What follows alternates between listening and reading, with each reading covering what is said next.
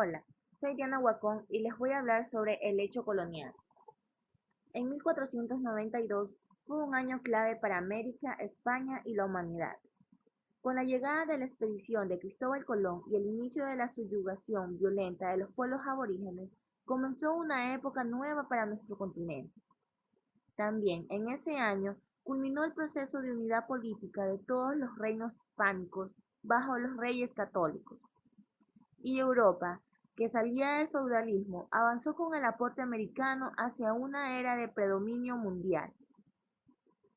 En los tiempos coloniales, la vida de la sociedad y del Estado fue muy compleja, y su caracterización escapa de las simplificaciones. La formación económico-social de lo que luego llegó a ser Ecuador está llena de complejidades. En medio de permanentes cambios, se dio un conjunto orgánico y articulado de las relaciones sociales de distinto carácter y origen histórico diverso, cuya integración escapa de las caracterizaciones simplistas. Desde el fin de la conquista hasta fines del siglo XVI, se dio un periodo de asentamiento e inicial consolidación del régimen colonial español. Desde entonces y hasta las décadas iniciales del siglo XVIII, es decir, una centuria y unas décadas más, se dio un segundo periodo en el que la actividad económica articulante de la sociedad fue la producción textil.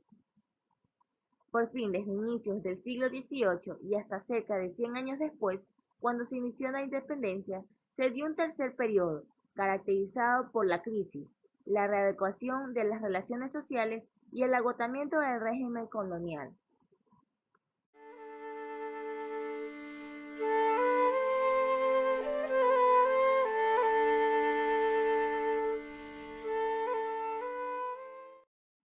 Cristóbal Colón, que era un navegante profesional al servicio de España, logró armar una expedición y llegar a una isla del Caribe el 12 de octubre de 1492. El inicio de la colonización de nuestro continente, al mismo tiempo de la apertura de una época, fue también el comienzo de un inacabado atropello a los pueblos aborígenes. Colón realizó varios viajes a las recién descubiertas tierras e inició su colonización. Los descubrimientos y conquistas fueron tareas emprendidas privadamente por aventureros españoles que obtenían autorización y privilegios de la Corona de Castilla.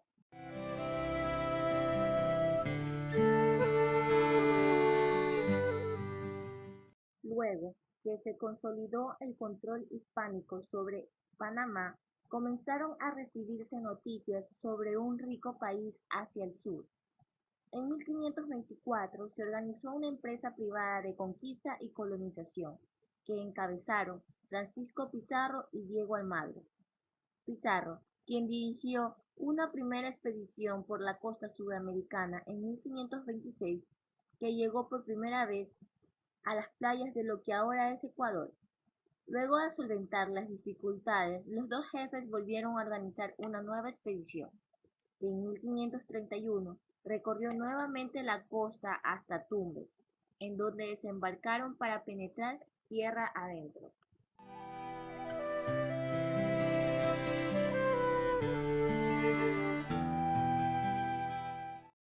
Hola, soy Jessica Jaime. Yo les voy a hablar sobre el primer periodo de la época colonial, implantación del orden colonial, las guerras civiles.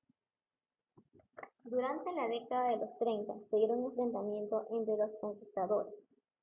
Pizarro, nombrado Márquez por el rey de España, disputó con Almagro el control de Cusco y de todo el Perú. En 1538 Almagro fue derrotado y ejecutado. Las autoridades españolas comisionaron a Vaca de Castro para que pacificara la región. Los enfrentamientos entre conquistadores se vinieron de un conflicto más de fondo, entre estos y la corona, que intentó cortar la autonomía con que aquellos pretendían manejar las tierras recién conquistadas.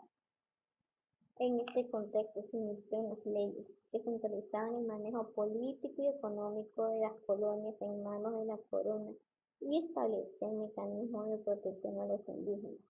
Uno de los mentalizadores de estas leyes fue Fray Bartolomé de las Casas, gran defensor de los indios, contra los abusos de los colonizadores.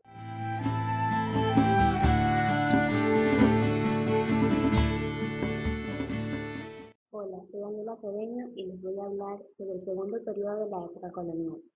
Auge del orden colonial, mitas y obrajes. Desde finales del siglo XVI se abre un nuevo periodo de la denominación colonial en la Audiencia de Quito. La estrategia española, orientada a hacer de América un centro proveedor de metales preciosos, generó una especialización regional dentro del imperio colonial. La Real Audiencia de Quito emergió entonces como un importante abastecedor de tejidos y de alimentos para los grandes centros de explotación minera. La encomienda fue perdiendo importancia hasta ser suprimida y se consolidó el mecanismo básico de la organización económica, la llamada MITA. Esa institución de origen incaico, reformulada por los colonizadores, consistía en un determinado tiempo de trabajo obligatorio que los indígenas varones adultos tenían que realizar. Los mitayos estaban principalmente en la producción textil y la agricultura. La sociedad colonial.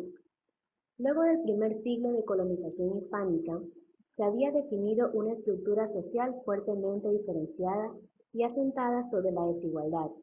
Los blancos, especialmente los españoles de origen peninsular, estaban en la cúspide de la pirámide social. Ellos controlaban los centros de producción económica, la circulación de bienes y el poder político en las audiencias y en los cabildos locales.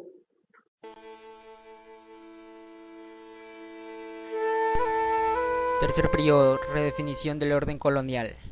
La crisis de 1700. En la década iniciales del siglo XVIII se abrió en la Real Audiencia el tercer y último periodo de colonización, que transcurrió marcado por una crisis recurrente. Después de casi 2 siglos de sobreexplotación, las masas indígenas estaban diezmadas por el trabajo y las enfermedades. A esto se sumaron los desastres naturales que azotaron al país, las pérdidas humanas, las pestes y enfermedades que mataron a poblaciones enteras. En consecuencia, se introdujo las llamadas reformas borbónicas, con una serie de limitaciones al comercio de las colonias, especialmente al de la producción de textiles de la Audiencia de Quito. Los textiles quiteños perdieron vertiginosamente sus tradicionales mercados. Los productos similares, europeos, de mejor calidad y precios competitivos, fueron paulatinamente desalojando a los productos de Quito. Todo esto trajo una acelerada desmonetización de la economía y la consecuente depresión. Consolidación del latifundio. Con la recesión textil, la explotación agrícola cobró gran importancia. De este modo, se acentuó el proceso de consolidación del latifundio como el sistema económico, que se dio a costa de las propiedades de las comunidades indígenas. A mediados del siglo XVIII, el latifundio se había consolidado en la región serrana de la Audiencia de Quito. Los sobrantes obrajes que se integraron a la estructura de las haciendas y abastecían fundamentalmente al mercado local, enviando también una parte de su producción al exterior, en especial el Valle del Cauca. En la costa, por otra parte, especialmente en la segunda mitad del siglo, se dio una significativa alza de producción y exportación del cacao. De este modo surgió un nuevo modelo de inserción en el mercado mundial, al mismo tiempo que una diferencia regional iría acentuándose cada vez más, como el crecimiento poblacional de la costa, que comenzó a ser más significativo que el de la sierra. Fin de la época colonial. La segunda mitad del siglo XVIII fue de agitación intelectual y cultura en la Real Audiencia. Se fue gestando un movimiento de reivindicación de lo americano y lo quiteño, que expresaba el nacimiento de una conciencia incipiente en élites criollas. El padre Juan de Velasco, jesuita riobambeño, que marchó al exilio por la expulsión, escribió su historia del Reino de Quito. Las más grandes figuras del despertar intelectual y político fue Eugenio Espejo de Santa Cruz, hijo de un indígena y una mulata, apoyado por gente influyente y por el cambio de apellido indígena por el español, con el que lo conocemos. Logró evadir las barreras de la sociedad quiteña e ingresar incluso a la universidad.